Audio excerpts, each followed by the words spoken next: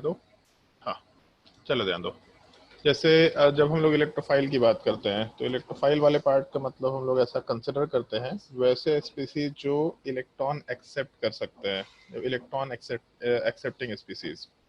तो अगर हम लोग इलेक्ट्रोफाइल का सिंपल लैंग्वेज यूज करें, मतलब बिल्कुल सिंपल डेफिनेशन यूज करने की कोशिश करें तो सिंपली ऐसा बोल सकते हैं, इलेक्ट्रॉन पेयर जो एक्सेप्ट कर सकता है वैसे स्पीसीज। और ये डेफिनेशन हम लोग लेविस एसिड लेविस बेस वाले पार्ट में भी डिस्कस कर रखे थे।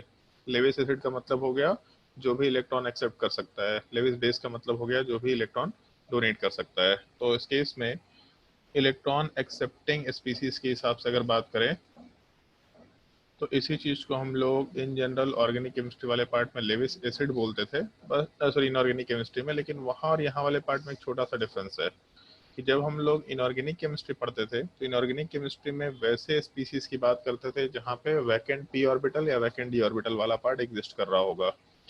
यहाँ पे ऐसा जरूरी नहीं है कि वैकेंट पी ऑर्बिटल और वैकेंट डी ऑर्बिटल होगा तभी इलेक्ट्रोफाइल होंगे। अगर कोई भी बॉन्ड बहुत ही पोलर है और इजिली ब्रेक कर सकता है तो उस तरह के केस में भी जिस एटम के ऊपर, पोलर होने का मतलब जैसे दो एटम अगर मान लो ये आपस में बॉन्डेड, तो जो ज्यादा इलेक्ट्रोनेगेटिव होगा उसके ऊपर डेल्टा माइनस होगा और लेस इलेक्ट्रोनेगेटिव के ऊपर डेल्टा प्लस चार्ज आएगा। तो इस केस में जो भी डेल्टा पॉजिटिव चार्ज वाला एटम होगा ये बेसिकली पॉजिटिव चार्ज रखे हुए है, तो किसी भी इलेक्ट्रॉन पेयर को, इलेक्ट्रॉन पेयर का मतलब बेसिकली नेगेटिव चार्ज होगा, तो ये पॉजिटिव चार्ज इस नेगेटिव चार्ज को आराम से अट्रैक्ट करेगा। अगर इस केस में ये बॉन्ड काफी पोलर हुआ और इजीली ब्रेक कर सकता है तो जैसे ही इलेक्ट्रॉन इधर आएगा ये बॉन्ड ब्रेक होकर के यहाँ से ए वाले पार्ट को हटा देगा। तो इस तरह के केसेस हम लोग ऑर्गेनिक केमिस्ट्री में डिस्कस करते हैं जो कि एग्जैक्टली लेविस एसिड का डेफिनेशन नहीं है। लेविस एसिड का मतलब वैकेंट पी या वैकेंट डी ऑर्बिटल होना चाहिए, इस तरह का केस नहीं जहाँ पे ऑक्टेट कंप्लीट है बट एक इलेक्ट्रॉन आने से या फिर एक एटम के आने से दूसरा एटम वाला पार्ट रिमूव हो जा रहा है। इस तरह की चीज की बात हम लोग यहाँ पे नहीं कर रहे होते हैं, तो हम लोग इसलिए लेविस एसिड वर्ड यहाँ पे यूज नहीं करेंगे, इलेक्ट्रॉन एक्सेप्टिंग स्पीसीज के टर्म में ही यहाँ पे काम करेंगे। नोट करो और इसके आगे पॉइंट मेंशन करना शुरू करो। जैसे एक्चुअल में इलेक्ट्रोफिलिसिटी कंपैरिजन करना थोड़ा इलॉजिकल टाइप का चीज है। इलेक्ट्रोफाइल का स्ट्रेंथ कंपैरिजन करना है, कौन सा इलेक्ट्रोफाइल ज्यादा स्ट्रांग है कौन सा वीक है, ये कंपैरिजन करना थोड़ा इलॉजिकल टाइप का चीज है। लेकिन फिर भी हम लोग एक क्लासिफिकेशन कर सकते हैं। क्लासिफिकेशन का मतलब इलेक्ट्रोफिलिक नेचर में सबसे स्ट्रॉन्गेस्ट इलेक्ट्रोफाइल कौन सा होगा, फिर उसके बाद वीकेस्ट इलेक्ट्रोफाइल कौन सा होगा, या फिर इन जनरल मॉडरेट इलेक्ट्रोफाइल की कैटेगरी में क्या क्या आएगा। तो एक चीज ध्यान रखना, जैसे जब भी कभी काफी हाईली इलेक्ट्रोनेगेटिव एटम्स पे, जैसे मान लो NO2+ है, ये चीज मालूम पड़ेगा तुम लोगों को बेंजीन के ऊपर जब रिएक्शन कराएंगे तब। NO2+ हो गया या फिर हेलोजन प्लस हो गया या फिर SO3H+ हो गया, इस तरह के केसेस में जब हम लोग हाईली इलेक्ट्रोनेगेटिव एटम्स के ऊपर पॉजिटिव चार्ज डालेंगे तब इन सब चीजों को हम लोग आराम से स्ट्रॉन्गेस्ट इलेक्ट्रोफाइल की कैटेगरी में डाल सकते हैं। मतलब इलेक्ट्रोनेगेटिव एटम फिर भी पॉजिटिव चार्ज है उसके ऊपर, तो इस केस में स्ट्रॉन्ग इलेक्ट्रोफाइल के कैटेगरी में उसको आराम से पुटअप किया जा सकता है। सबसे पहला चीज है। दूसरा, उसके बाद हम लोग मॉडरेट इलेक्ट्रोफाइल्स की बात कर सकते हैं। और एक्चुअल में मॉडरेट इलेक्ट्रोफाइल्स वाले केसेस वही है जो हम लोग नॉर्मली डिस्कस करते हैं कि जितने भी लेविस एसिड्स वाले पार्ट हैं, तो यहाँ पे लिख सकते हैं हम लोग स्पीसीज विद वैकेंट या फिर इनकम्प्लीट ऑक्टेट लिखो तो ज़्यादा बेटर है, इनकम्प्लीट ऑक्टेट। और उसमें भी लिख सकते हैं हम लोग vacant orbital, vacant P orbital. तो इसके हिसाब से हम लोग और डी ऑर्बिटल भी कंसिडर कर सकते हैं, बस उसमें है कि इनकम्प्लीट ऑक्टेट तो नहीं होगा लेकिन फिर भी vacant D orbital Lewis acid के जैसा बिहेव करेगा, ऐसा हम लोग मेंशन करते हुए काम कर रहे होते हैं। तो species with incomplete octet, vacant P orbital और वैकेंट डी ऑर्बिटल जो कि लेविस एसिड होगा। तो जो भी न्यूट्रल लेविस एसिड्स वाले पार्ट है उन सबको हम लोग यहाँ पे कंसिडर कर सकते हैं। जैसे मान लो BCl3 हो गया, AlCl3 हो गया, या फिर FeCl3 हो गया, ZnCl2 हो गया, इस तरह के पार्ट को हम लोग मॉडरेट इलेक्ट्रोफाइल बोल सकते हैं जो कि इलेक्ट्रॉन एक्सेप्ट करके आराम से रिएक्शन में पार्टिसिपेट कर सकते हैं। दोनों को नोट करो। उसके बाद हम लोग वीक इलेक्ट्रोफाइल की बात करेंगे।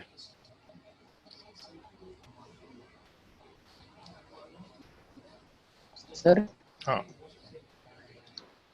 बोलो। NO2 तो और बॉन्ड नहीं बनाएगा। तो क्यों नहीं इलेक्ट्रोफाइल बनाएगा? कैसे होगा सर? NO2 बॉन्ड नहीं बनाएगा पक्का? सोच समझ के जवाब देना। अच्छा हाँ बनाएगा पक्का? बनाएगा बनाएगा। कैसे बनाएगा? NO2 तो 4 बॉन्ड बन गया, कैसे बनाएगा? वेकेंट ऑर्बिटल नहीं, हाँ नहीं बनाएगा सर। फिर से सोच के और जवाब दे, बनाएगा कि नहीं बनाएगा? नहीं बनाएगा सर। पक्का? सर बनाएगा। हाँ भाई, कितने लोगों को लगता है कि NO2 बॉन्ड बनाएगा कि नहीं बनाएगा? कितने लोग लगता है कि NO2 मतलब किसको लगता है कि NO2 बॉन्ड बना सकता है? वो हमसे डिस्कशन कर सकता है थोड़ा, हाथ रेस करने की जरूरत नहीं है। NO2 प्लस बॉन्ड बनाएगा? हाँ, जिसको लगता है वो बात कर सकता है मेरे से। Covalent bond. कोवेलेंट बॉन्ड बनाएगा तो नाइट्रोजन के ऊपर 4 बॉन्ड है, 5 बॉन्ड बना पाएगा nitrogen? Sir coordinate bond. Coordinate bond बनाएगा तो भी कोऑर्डिनेट बॉन्ड नाइट्रोजन बनाएगा कि कौन बनाएगा? ऑक्सीजन बनाएगा, क्या बनाएगा? हम नाइट्रोजन की बात कर, नाइट्रोजन की बात करें, नाइट्रोजन बॉन्ड बना पाएगा क्या? हाँ sir. Coordinate bond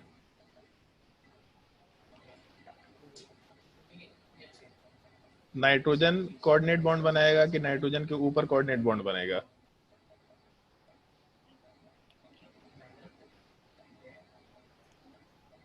sir nitrogen oxygen के ऊपर बनाएगा सर। नाइट्रोजन ऑक्सीजन के ऊपर कोऑर्डिनेट बॉन्ड बनाएगा। हाँ ठीक है, ओके। एक्चुअल में जो NO2 है वहां पे दिख रहा है कि हम लोग के पास 4 बॉन्ड है, तो ये नहीं बनाना चाहिए स्ट्रक्चर में। लेकिन जब हम लोग इसको बेंजीन रिंग के साथ या किसी भी कार्बन चेन के साथ अटैच करेंगे तो उस केस में एक जो बॉन्ड है वो कोऑर्डिनेट बॉन्ड के फॉर्मेट में कन्वर्ट करता हुआ कंसिडर करते हैं हम लोग। तो नाइट्रोजन टोटल 4 ही बॉन्ड बना रहा है, 5 बॉन्ड नहीं बना रहा। तो NO2 प्लस भले ही एग्जिस्ट कर रहा है, लेकिन उसको ऐसा समझ लो, कोई भी जैसे मान लो बेंजीन रिंग वाला पार्ट होता, तो बेंजीन रिंग या फिर कोई भी कार्बन चेन अगर इस पे इलेक्ट्रॉन कोऑर्डिनेट करता तो यहाँ से एक बॉन्ड को ब्रेक करके हटा दो। तो यहाँ से जैसे रेजोनेंस कराते थे ना हम लोग, तो रेजोनेंस में ऐसा लिखते थे कार्बन के ऊपर माइनस चार्ज है, कार्बन डबल बॉन्ड कार्बन है, तो जब ये नेगेटिव चार्ज रेजोनेंस में जाएगा तो पाई बॉन्ड को ब्रेक करके हटा दो।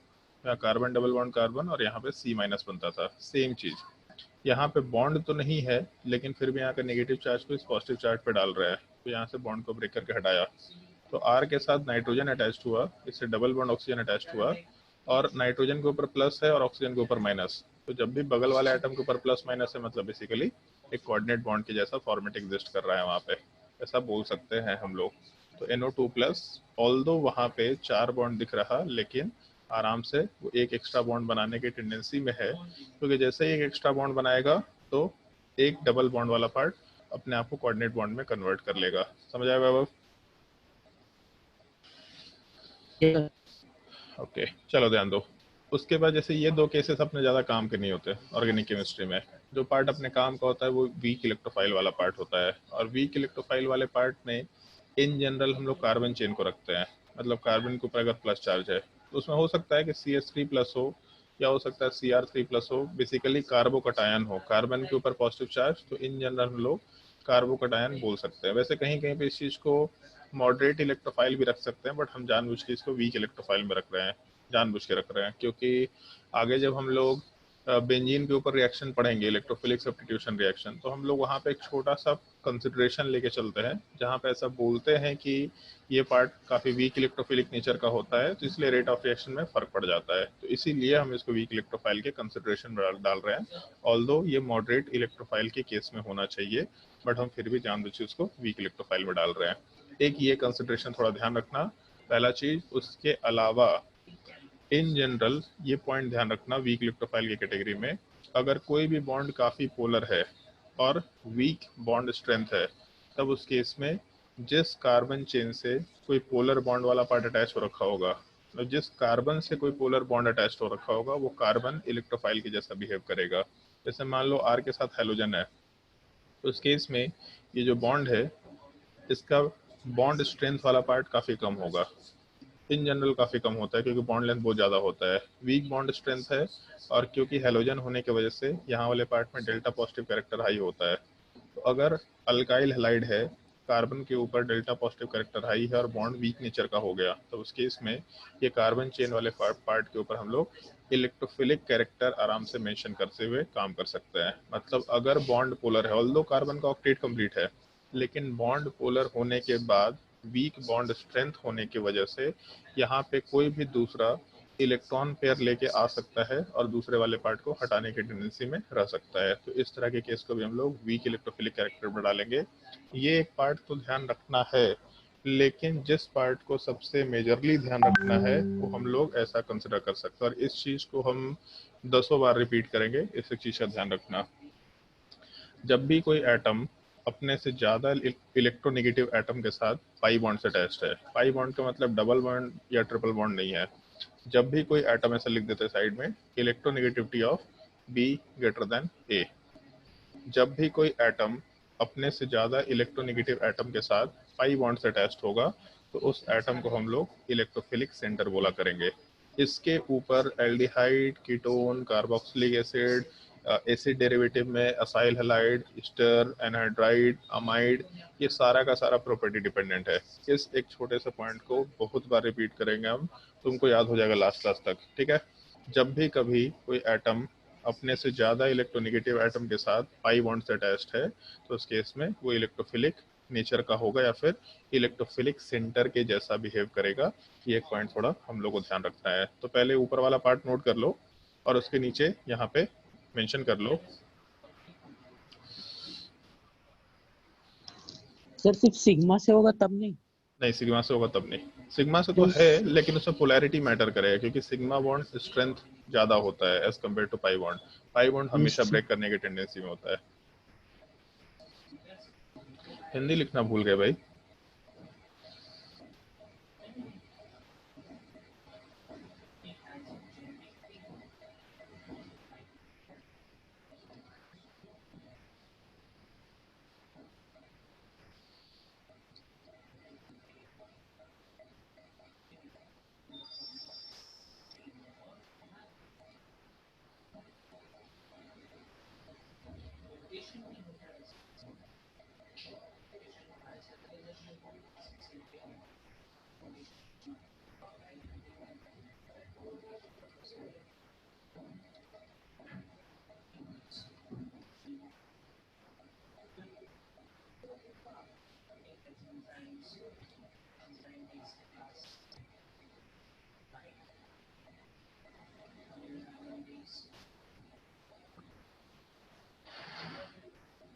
इलेक्ट्रोफिलिक दो दो स्मॉल कैसे डाल पाएंगे? दो दो स्मॉल नहीं डाल पाएंगे हम लोग। चलो ऐसा लिख सकते हैं, इलेक्ट्रोफिलिक। सर छोड़ दीजिए।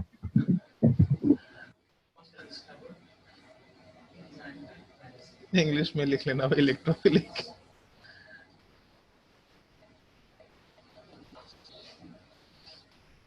जब भी कभी कोई एटम अपने से ज्यादा इलेक्ट्रोनेगेटिव एटम के साथ पाई बॉन्ड से अटैच्ड होगा तो वो इलेक्ट्रोफिलिक सेंटर होगा।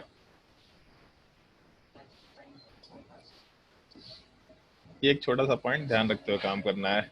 ये तो जब जो हम लोग जो भी कंसिडरेशन लेके चले कि चलो पॉजिटिव चार्ज हो गया, ऑक्टेटिंग कंप्लीट हो गया, या फिर पोलर बॉन्ड हो गया, या फिर जब भी कोई एटम अपने से ज्यादा इलेक्ट्रोनेगेटिव एटम के साथ पाई बॉन्ड से अटैच्ड हुआ, ये एक छोटा सा कंसिडरेशन था। लेकिन ऐसा कोई रूल नहीं केवल यही इलेक्ट्रोफिलिक सेंटर होगा। कभी कभी रेजोनेंस की वजह से भी चीजें वेरिएशन में जा सकती है।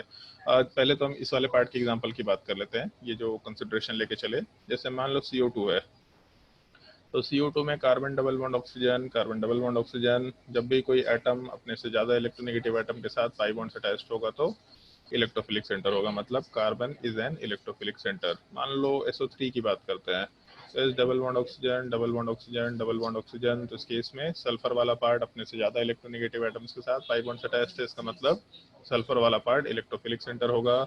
मान लो साइनाइड की बात करते हैं, तो साइनाइड वाले पार्ट में कार्बन अपने से ज्यादा इलेक्ट्रोनेगेटिव एटम के साथ पाई बॉन्ड से अटैच्ड है, तो आराम से इलेक्ट्रोफिलिक सेंटर के जैसा बिहेव करेगा। इस तरह के कुछ केसेस को हम लोग आराम से कंसिडर कर सकते हैं। बाकी बहुत बार रिपीट होगा, तुमको याद हो जाएगा, कोई दिक्कत नहीं होने की जरूरत नहीं है। ये चीज हम लोग ग्रिग्नार्ड रीजन में डिस्कस करेंगे। ये सेम चीज हम लोग एल्डिहाइड कीटोन में डिस्कस करेंगे। यही सेम चीज हम लोग electrophilic substitution, sorry electrophilic substitution नहीं, एसिड डेरिवेटिव वाले पार्ट में डिस्कस करेंगे, बहुत बार रिपीट होगा। चलो ध्यान दो इसके बाद, जैसे ऐसा जरूरी नहीं है कि हम लोगों को जो दिख रहा है केवल वही इलेक्ट्रोफिलिक सेंटर है, कभी कभी रेजोनेंस का भी ध्यान रखना होता है। जैसे मान लो अगर ये कंपाउंड है और इसने पूछा कितना इलेक्ट्रोफिलिक सेंटर है, सिंपल सा सवाल पूछा इसमें कितने इलेक्ट्रोफिलिक सेंटर है, तो इस केस में जब भी कभी कोई एटम या कार्बन एटम दिख रहा अपने से ज्यादा इलेक्ट्रोनेगेटिव एटम के साथ पाई बॉन्ड से अटैच्ड है, तो अगर हम लोग उस पार्टिकुलर कंसेप्ट के हिसाब से, एक सेकंड रुक जाओ, नंबर ऑफ इलेक्ट्रोफिलिक सेंटर ये सवाल में पूछा है, तो कार्बन अपने से ज्यादा इलेक्ट्रोनेगेटिव एटम के साथ पाई बॉन्ड से अटैच्ड है। इसका मतलब बेसिकली हम लोग इस पार्टिकुलर स्ट्रक्चर में जो कार्बन वाला पार्ट है ये इलेक्ट्रोफिलिक सेंटर होगा, पहला चीज। लेकिन अगर यहाँ पे रेजोनेंस वाले कंसेप्ट को कंसिडर करके चले तो ये पाई बॉन्ड रेजोनेंस में अगर जाएगा तो रेजोनेंस में जाने की वजह से यहाँ पे पाई बॉन्ड आएगा, ऊपर O माइनस वाला पार्ट आएगा और उसके अलावा यहाँ वाले पार्ट में पॉजिटिव चार्ज आएगा। तो भले ही इस कार्बन के ऊपर इलेक्ट्रोफिलिक सेंटर था, लेकिन रेजोनेंस होने की वजह से और C डबल बॉन्ड O के माइनस M होने की वजह से इस कार्बन के ऊपर भी पॉजिटिव चार्ज आ रहा है। तो बेसिकली कार्बन के ऊपर अगर पॉजिटिव चार्ज आ रहा है मतलब वो एक इलेक्ट्रोफिलिक सेंटर के जैसा आराम से बिहेव करता हुआ काम कर सकता है। तो यहाँ पे हम लोग के पास टोटल 2 इलेक्ट्रोफिलिक सेंटर है इस पार्टिकुलर मॉलिक्यूल में, हम लोग ऐसा कंसिडर करके काम कर सकते हैं। इस तरह के पार्ट को भी ध्यान रखेंगे हम लोग, आगे जब क्वेश्चन सॉल्व कराएंगे तो इस तरीके से कंसिडरेशन आराम से आता जाएगा कि जो दिख रहा है एग्जैक्टली वही नहीं है इलेक्ट्रोफिलिक सेंटर, रेजोनेंस होने के बाद कोई दूसरे एटम के ऊपर भी पॉजिटिव चार्ज जा सकता है, जिसके वजह से भी हम लोग आराम से वहां पे इलेक्ट्रोफिलिक सेंटर बनाते हुए प्रोडक्ट का फॉर्मेशन करा सकते हैं। यहाँ तक के पार्ट में अगर किसी कोई परेशानी है, दुविधा है तो पूछ सकता है, और नहीं है तो छापो और इसके बाद अगले टॉपिक में चलते हैं।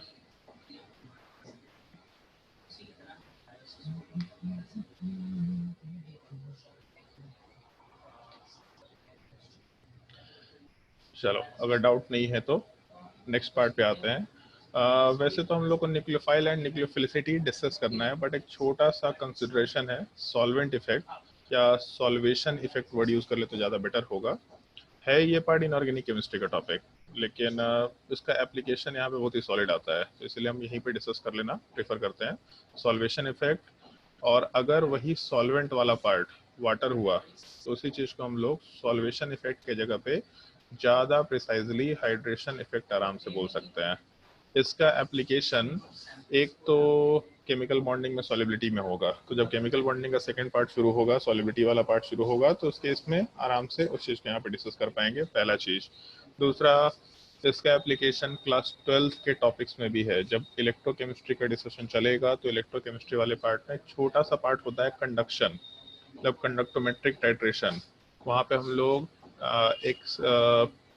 ये सॉल्यूशन वाले पार्ट में बेसिकली हम लोग ये मेजर करते हैं कि कितना कंडक्टिविटी है। अगर हम लोग सॉल्यूशन के थ्रू इलेक्ट्रिसिटी कंडक्ट कराने की कोशिश करते हैं, जैसे बचपन में सुना था कि ionic compound does not conduct electricity, but in case of molten state और aqueous state it can conduct electricity. तो जो एक्वस स्टेट है वो बेसिकली सॉल्यूशन का स्टेट है, उसमें इलेक्ट्रिसिटी कंडक्ट करा सकते हैं।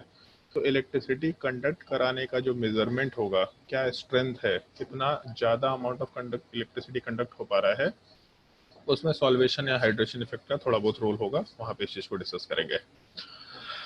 डिस्कशन बहुत ही सिंपल सा है मेरे हिसाब से। बचपन में एक चीज़ पढ़ा था, ये टॉपिक मिसल फॉर्मेशन पढ़ा था कहीं पे बचपन में, कुछ याद है? हाँ भी हल्का कुछ याद है, जल्दी बताओ। सोप फॉर्मेशन में, सोप फॉर्मेशन में, सोप एंड डिटर्जेंट में, सोप फॉर्मेशन में नहीं था, सोप एंड डिटर्जेंट के क्लींजिंग एक्शन में था, ठीक है। उसमें ऑलमोस्ट ऐसा था कि सोप वाले पार्ट में एक हाइड्रोफोबिक पार्ट होता है, एक हाइड्रोफिलिक पार्ट होता है। तो जब भी कभी हम लोग सोप को यूज करते हैं कपड़ों में, तो डर्ट के पार्टिकल्स के अलोंग वो सोप का जो पार्ट है वो अटैच हो जाता है, और अटैच होने के बाद ऐसा कुछ स्ट्रक्चर निकल के आता है। एग्जैक्टली इस तरह का स्ट्रक्चर हम लोग कंसिडर करके चलते हैं, जिसमें ऐसा बोला जाता है कि जो हाइड्रोफिलिक पार्ट है वो हाइड्रोफिलिक पार्ट वाला पार्ट आराम से हम लोगों के वाटर के साइड में चला जाता है, और जो हाइड्रोफोबिक पार्ट है वो डर्ट पार्टिकल्स के साथ अटैच हो रखा होता है। बेसिकली कार्बन चेन वाला पार्ट हम लोग का हाइड्रोफोबिक पार्ट होता है, वो डर्ट पार्टिकल के साथ अटैच हो रखा होता है। और जो आयनिक पार्ट है, जैसे मान लो सल्फोनेट एंड कार्बोक्सिलेट सॉल्ट सुन रखा होगा, सोडियम स्टीयरेट, मतलब सोप एंड डिटर्जेंट पे हम लोग काफी बड़े बड़े कार्बन चेन के कार्बोक्सिलिक या फिर सल्फोनिक सॉल्ट वाले पार्ट को यूज करते हुए चलते हैं। तो वो जो CO माइनस है या SO3 माइनस है, वो आराम से इस सरफेस के आजू बाजू एग्जिस्ट कर रहा होता है, ऐसा हम लोग बोलते हुए काम करते हैं। एग्जैक्टली सिमिलर टाइप का स्ट्रक्चर यहाँ आता है, बस ये है कि डर्ट पार्टिकल से जो पार्टिकल्स अटैच हो रखे हैं, ये अटैचमेंट नहीं रहेगा, लेकिन इंट्रैक्शन इसी टाइप का रहता है। और इस केस में जो सोप के पार्टिकल्स है वो चीज़ एग्जिस्ट नहीं करेगा, बेसिकली सॉल्वेंट के पार्टिकल्स एग्जिस्ट करेंगे। उसको इस तरीके से समझो, जैसे मान लो अगर अपने पास H2O है, तो H2 वाले पार्ट में HOH एग्जिस्ट कर रहा, और इस HOH वाले पार्ट में एक चीज दिख रहा हम लोगों को कि ऑक्सीजन के ऊपर डेल्टा माइनस है, हाइड्रोजन वाले पार्ट के ऊपर डेल्टा प्लस एग्जिस्ट कर रहा। तो अगर ऑक्सीजन के ऊपर डेल्टा माइनस है और हाइड्रोजन के ऊपर डेल्टा प्लस है, और एक्चुअल में मॉलिक्यूल का जो शेप है वो बेंट शेप के हिसाब से है, तो अगर बेंट शेप है मतलब मॉलिक्यूल वाला पार्ट प्लानर नहीं होने की वजह से या लीनियर नहीं होने की वजह से आराम से पोलर निकल के आएगा। अगर पोलर निकल के आ गया मतलब डाइपोल मोमेंट वाला पार्ट नॉन जीरो कंसिडर करते हुए काम कर सकते हैं। तो इस केस में इस पोलर नेचर की वजह से ये पूरा का पूरा मॉलिक्यूल आराम से किसी आयन के साथ इंटरेक्शन कर सकता है। और ऐसा हम लोग बोल सकते हैं, इंटरेक्शन का मतलब जैसे ऐसा समझ लो सिंपली, जैसे प्लस चार्ज और माइनस चार्ज, अभी जस्ट इलेक्ट्रोस्टैट पढ़ा है, बचपन से ही पढ़ते आ रहे हैं, तो इतना जिंदगी का सच्चाई मालूम होगा। प्लस और माइनस चार्ज एक दूसरे को अट्रैक्ट कर सकते हैं।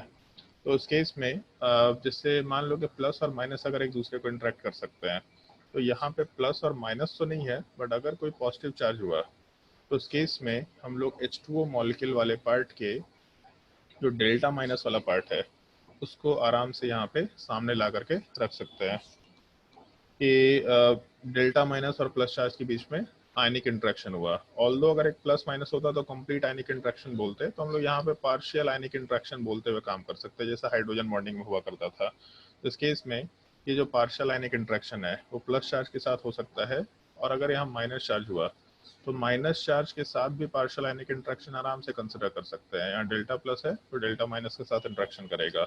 तो एक पोलर सॉल्वेंट के होने के वजह से, इन जनरल एक पोलर सॉल्वेंट के होने की वजह से उस पोलर सॉल्वेंट वाले पार्ट का इंट्रैक्शन हम लोग आराम से प्लस चार्ज या माइनस चार्ज के साथ करा सकते हैं।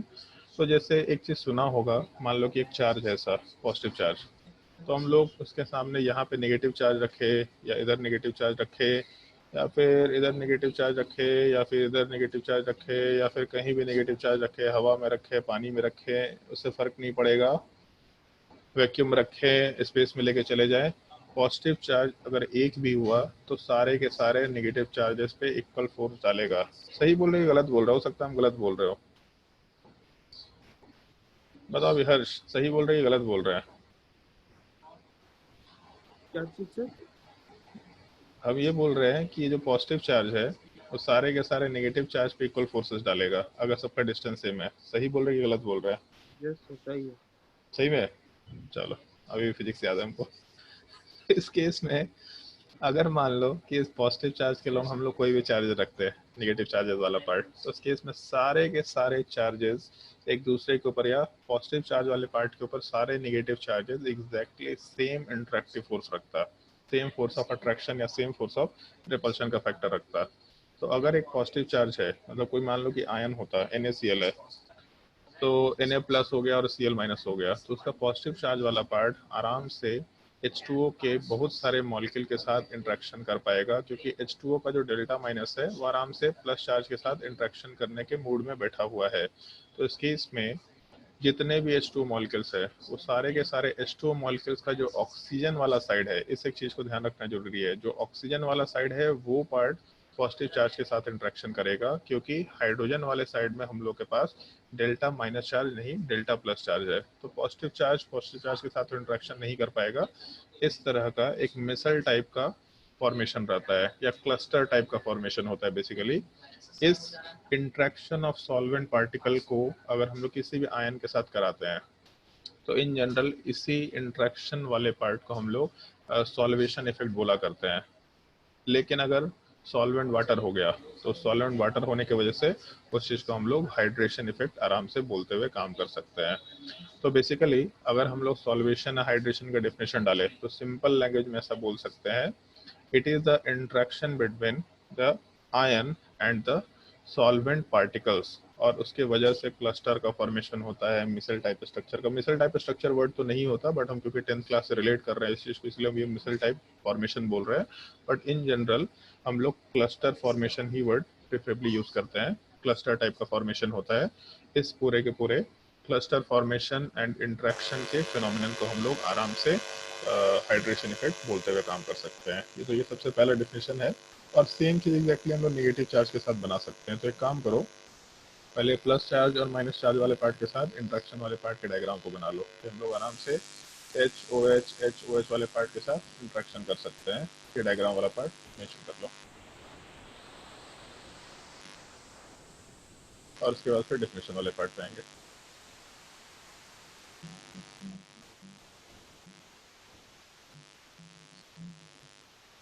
नोट कर लो।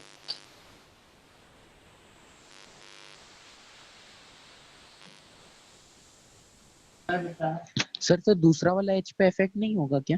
दूसरा दूसरे कोई वाले, नेगेटिव चार्ज, जो दूसरा हाइड्रोजन है ऑक्सीजन हाँ का, हाँ, उस पे इफेक्ट नहीं होगा वो बिल्कुल होगा, बिल्कुल होगा, नेगेटिव चार्ज? बिल्कुल होगा। जो नेगेटिव चार्ज इधर है तो एक H2 मॉलिक्यूल वाला पार्ट हाइड्रोजन की वजह से इधर भी इंट्रैक्शन करेगा, दूसरे साइड भी इंट्रैक्शन करेगा।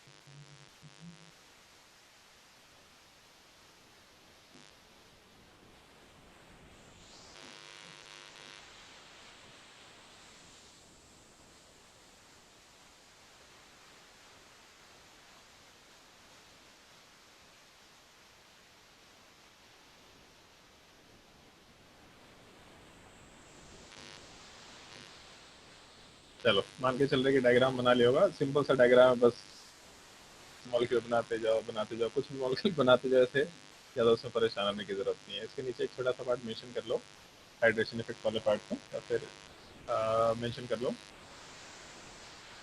सॉल्वेशन इफेक्ट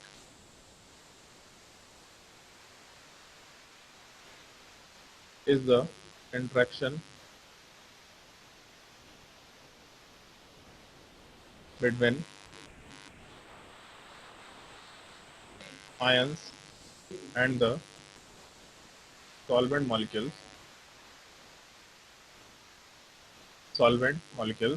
और उसी में मेंशन कर लेना इन case of water it is called as hydration effect. In case of water, it is called as hydration effect.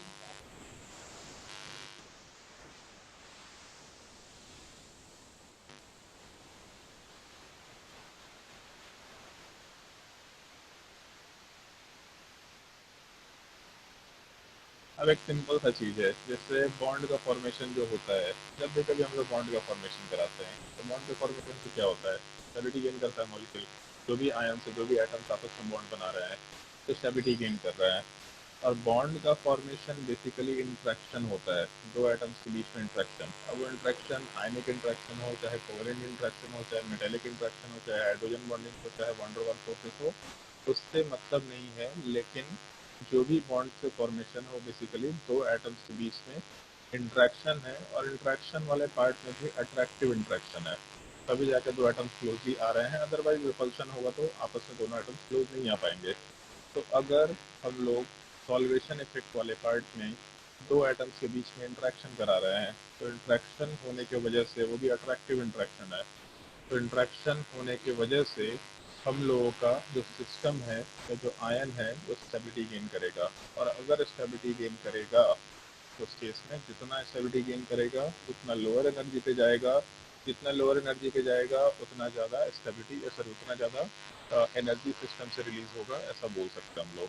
तो जब हाइड्रेशन इफेक्ट जैसे रेजोनेंस एनर्जी था, तो रेजोनेंस होने से सिस्टम स्टेबिलिटी गेन किया, एक्स्ट्रा स्टेबिलिटी गेन किया, तो लोअर एनर्जी पे आया।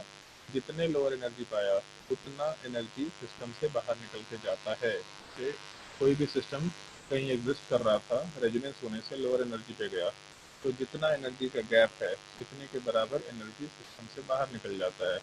तो अगर सिस्टम से रेजोनेंस की वजह से एनर्जी बाहर निकला क्योंकि स्टेबिलिटी गेन किया सिस्टम, तो उसी को रेजोनेंस एनर्जी बोल रहे थे। तो सेम टाइप से अगर सॉल्वेशन इफेक्ट होता है तो ये भी स्टेबलाइजेशन इफेक्ट है। तो स्टेबलाइजेशन होने से मतलब बेसिकली इंट्रैक्शन होने से स्टेबलाइजेशन होगा, और अगर स्टेबलाइजेशन होगा तो सिस्टम से एनर्जी लिबरेट होगा। तो सॉल्वेशन इफेक्ट की वजह से जो भी एनर्जी लिबरेट हो रहा है that is called as solvation energy. और अगर हाइड्रेशन इफेक्ट हुआ तो उसके हम लोग हाइड्रेशन एनर्जी वर्ड आराम से मेंशन कर सकते हैं। उसके नीचे मेंशन कर लो solvation effect is a stabilization effect is an stabilization effect and the energy released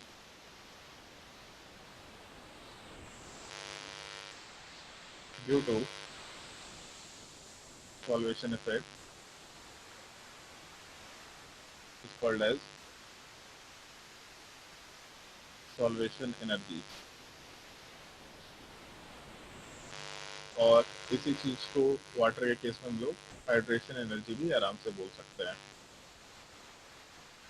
जब वाटर होगा तो हाइड्रेशन वर्ड लगा देना।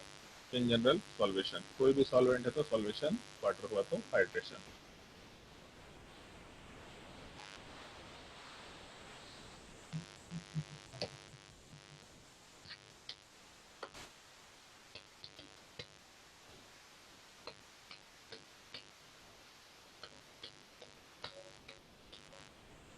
चलो ध्यान दो। इन जनरल हम लोग जैसे आयनिक बॉन्ड की जब बात करते हैं तो आयनिक बॉन्ड वाले पार्ट में हम लोग पाजांस रूल अप्लाई करते हैं, या फिर आयनिक बॉन्ड वाले पार्ट में हम लोग इन जनरल लैटिस एनर्जी वाला पार्ट अप्लाई करते हैं। तो वहाँ पे ऐसा मेंशन करते हैं कि force between two ions, cation और अजोन आयन वाला पार्ट है। पाजांस रूल में भी सेम कंसिडरेशन है, लैटिस एनर्जी में भी सेम कंसिडरेशन होता है, k Q1 Q2 upon R square. तो रेडियस जितना छोटा होता है आयन का, मतलब साइज जितना छोटा होता है आयंस का, उस केस में फोर्स ऑफ अट्रैक्शन उतना ही ज़्यादा होता है। तो सॉल्वेशन एनर्जी भी पार्शियल आयनिक इंट्रैक्शन है। अगर ढंग से देखो तो उस केस में पॉजिटिव चार्ज और नेगेटिव चार्ज के बीच में इंट्रैक्शन है। अगर ज़्यादा प्रिसाइजली हम लोग बात करें तो उस केस में एक आयन वाला पार्ट एक डाइपोल के साथ इंट्रैक्शन कर रहा है। तो इस केस में आयन डाइपोल इंट्रैक्शन वर्ड इसको आराम से बोल सकते हैं। अभी फिजिक्स में डाइपोल वाले पार्ट में आयन डाइपोल के इंट्रैक्शन का फोर्स ऑफ अट्रैक्शन रेडियस से क्या प्रोपोर्शनल होता है, और दूसरा आयन डाइपोल वाले पार्ट में पोटेंशियल एनर्जी रेडियस से किस प्रोपोर्शनलिटी में रहता है, उस चीज का डिस्कशन क्या होगा। ऐसा लिख सकते हैं आराम से, सॉल्वेशन इफेक्ट या hydration effect is ion dipole interaction. ये तो सबसे बेसिक पार्ट हो गया। लेकिन अगर इस फोर्स की बात करें हम लोग तो उस केस में आयन का साइज वाला पार्ट जितना छोटा होगा उस केस में हम लोग का फोर्स वाला पार्ट उतना ही ज़्यादा निकल के आएगा। और अगर चार्ज वाला पार्ट जितना ज़्यादा होगा उस केस में फोर्स ऑफ अट्रैक्शन उतना ही ज़्यादा निकल के आएगा। तो सॉल्वेशन इफेक्ट वाले पार्ट में जब हम लोग फैक्टर्स की बात करेंगे तो वहाँ पे यही चार्ज और यही साइज का फैक्टर कंसिडर किया जा सकता है। फैक्टर्स अफेक्टिंग सॉल्वेशन इफेक्ट अगर कंसिडर करें तो उस केस